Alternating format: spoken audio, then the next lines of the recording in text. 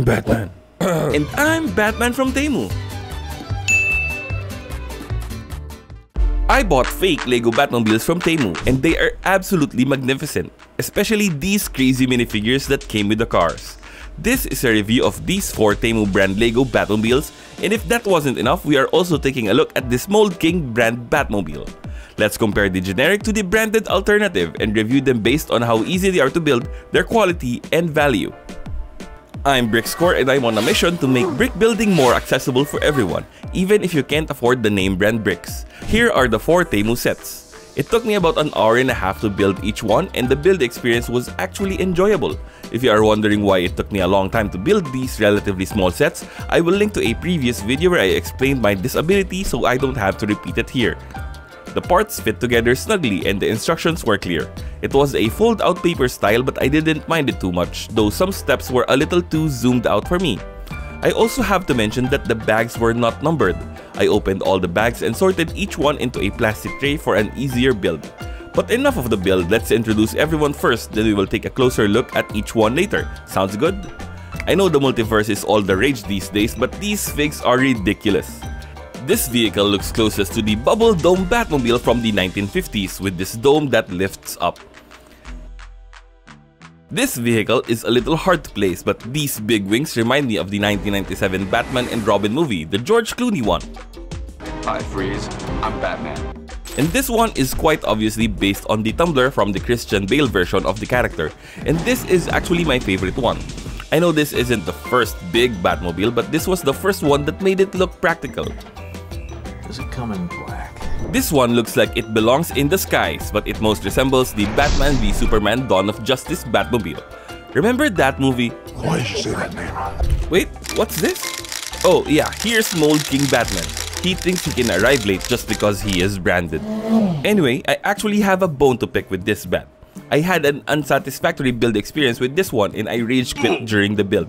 That's why I don't have complete footage of the MK Batman build. The design of the base and especially the rear parts here were super unstable with single stud connections that was impossible to keep together. They had numbered bags, but it didn't mean anything. You still had to have them all open so you can find what you need.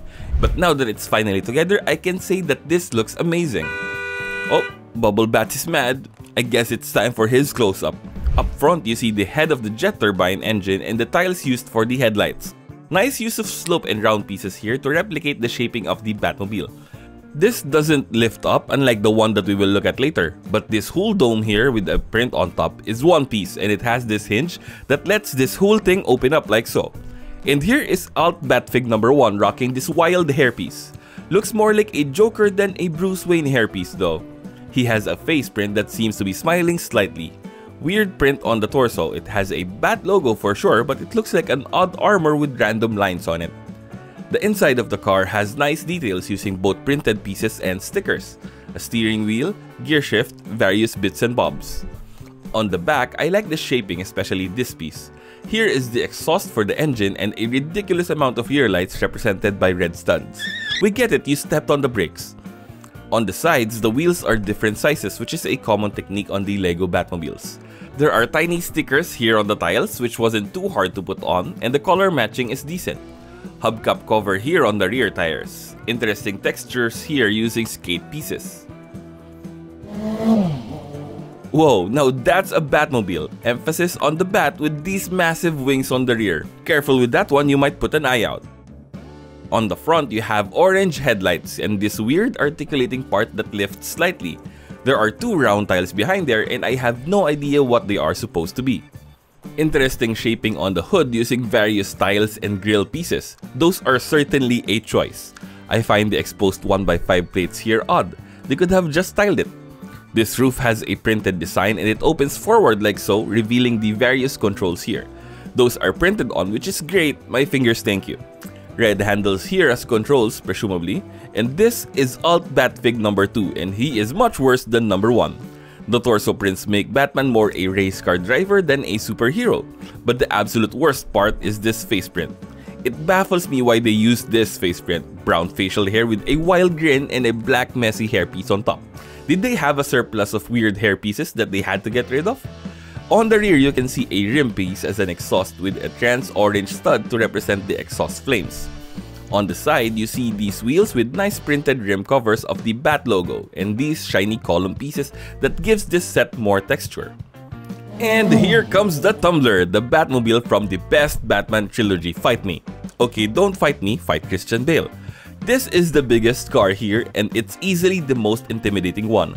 Built like a tank, it has these front wheels that are smaller and closer to the middle of the vehicle than the rear wheel. Nice use of gold pieces throughout the build as accent pieces. Two tiles here are a little odd, but they replicate the look on the actual thing. It just doesn't look as good. I love the pieces used here as the steel cage or frame. The plastic is a little textured which looks better in person. Various trans pieces around but you can't really see inside the tank. Printed piece on the roof and this whole top part lifts up to reveal the driver almost laying on his back. Printed circle tiles and levers are here as well as what I presume to be a control panel. Let's get him out of there. Meet Alt Batfig number 3, with a more reasonable haircut but with facial hair that is not in scale with his head and hair. More Racer Batman uniform prints on the torso. I'm starting to think these Batfigs are all just Batman cosplayers with no taste. Over here are the flaps and they used wedge plates to replicate the look. On the rear you see the exhaust where flames presumably shoot out. Massive double wheels here on the back to really give this the thickness it needs to be a tank. On the sides, you see the abundant amount of mounted weapons like the turrets here, here, and this one in gold. These studs here are either lights or maybe missiles. This part here is printed which is a nice inclusion but the design feels techno-generic. And last but not the least, well maybe in movie reviews, the Batman v Superman Batmobile. This car feels overdone in my opinion. Though being over-prepared is kind of Batman's thing, so this car is probably just fine. On the front are these turrets that can rotate. A pair of headlights represented here by trans yellow studs. A nice Batman logo here in the middle which is sadly not a print but a small sticker you have to painstakingly put on. You see that I put it on a little crooked. Some sort of weapons mounted on these 4 points and another one here in the middle for good measure. This whole thing flips up to reveal a nice interior with printed pieces for the control panels. This steering wheel has a printed speedometer and flips open so you can easily access the fig, and in this case it's Alt Batfig number 4, which might be the worst one. Emo haircut with brown facial hair. I'm starting to think there is merit to my excess hair inventory theory. This fig can't speak but you can tell he is internally yelling at kids to get off his lawn. More Racer Batman prints on the torso. On the top part here are printed round tiles which look like dartboards. This whole wing shape extends past the rear of the vehicle. On the back you see the obligatory exhaust and these wheels that are super far apart. They share the same long axle but they use these column pieces as spacers. It's an interesting look but you don't really notice it. On the sides are these red cartoon-like missiles. They look like the big plastic punching toy. Good use of pyramid slope pieces here for shaping. More wings here on the side.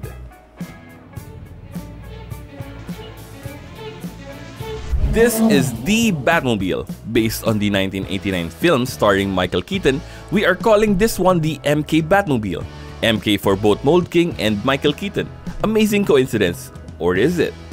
Anyway, up front you can see this central area that's a dead ringer for the actual car. You also see the tiny headlights and the bumper here. Nice use of slope pieces here. Shame that they don't stay on. That's basically the theme for this build. Nothing stays on. It's so easy to knock things off and it's annoying. This hood in the center lifts up to reveal what looks like a V8 engine layout. The wiki lists the engine as jet turbine, which is this part here, but somehow it's a V8 inside. I don't know, I'm probably overthinking this. Let's close this back up. This roof lifts up to reveal the cockpit. The MK Batmobile did not come with a minifig, but it fits regular minifigs just fine. Here we have the Batman fig I reviewed in the Lego Batmech episode. Let's remove him for now. The inside has a steering wheel and what looks like control panels using 1x1 tiles and stickers. Behind here is a yellow battery looking assembly that then goes to this red flaming exhaust in the back. Nice firepiece here that you can rotate. Again, it does not stay on. Red studs here for the rear lights. On the sides are different sized wheels, so the ones on the front are smaller and the rear ones are larger, which creates this nice beefy look at the back. Yellow tiles as accents. Random weapons here and they are symmetric to the other side. Oh, by the way, this fake bat logo here is a sticker. If you buy this for yourself, I recommend just leaving it off. It doesn't really add anything here and actually makes the whole thing look cheaper. So the scores will be a little different this time. We will judge the TEMU generics together and the Mold King separately. I think it's fair to separate the quote-unquote branded one. So who wins? Let's go! Accessibility. TEMU. Paper fold-out instructions and unnumbered bags makes it hard to give this a high score. The instructions were clear and the build was stable. The stickers were small but not too difficult to handle. The minifigs were a welcome inclusion, but it docks the score here hard because they were quite difficult and painful to assemble. 3 out of 5 stars. Mold King. Nice instruction booklet, but it's been folded and it made it a little harder to use. Numbered bags, but basically useless as you still needed all of the bags open to complete the build. The design of the base and the rear are also near impossible for a person of my disability to build because of how unstable the design is. 1 out of 5 stars. Quality. TEMU. I love the look of every single one of these. The attention to detail is amazing, especially in the cockpit areas. I don't understand why some small parts are printed and others are stickers. I wish they had gone full printed. The quality of the plastic and clutch power was average. The build experience was enjoyable. But I have to dock points for the quality of the figs. I mean, couldn't they just have gotten generic Batman minifigs? These look like they grabbed a handful of pieces from the rejected pieces pile. Quality score of 4 out of 5 stars. Mold King. This set looks magnificent, no doubt. But the clutch power of the pieces and unstable design techniques make this set hard to recommend. I've never come close to gluing a set together until the day I built this one. I still look forward to building more Mold King sets, but this leaves a sour first impression. Quality score of 3 out of 5. Value. TEMU. I got this set for $10.65 each, which is an amazing deal. 4-speed champion Batmobiles for less than $50 US. TEMU prices fluctuate quite a bit, but I left links to these sets in the description if you want them for yourself. Value score of 5 out of 5 stars. Mold King. This set is more expensive at $15.35, but that's still a pretty good price compared to Lego, but not against generic offerings. 3 out of 5 stars. I love the good old Bat, but have you ever wondered who would win in a fight between Batman and He-Man? Leave a comment on this Mega Bloks He-Man review and tell us who would win a death battle between the two. Let's confuse everyone watching that video by leaving a seemingly random comment. See you there!